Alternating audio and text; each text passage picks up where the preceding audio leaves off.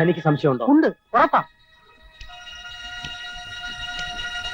എന്നാ എനിക്കും ഉണ്ട്. എന്നാൽ ഇനി ഒന്നും ആലോചിക്കാനില്ല. അവന്റെ തലീറ ഇന്ന് പുറത്താവും. മാഷ് പോയി ഹാജിയാരോട് പറ. എന്താ മാഷ ഇങ്ങനെ ഓടുന്നത്?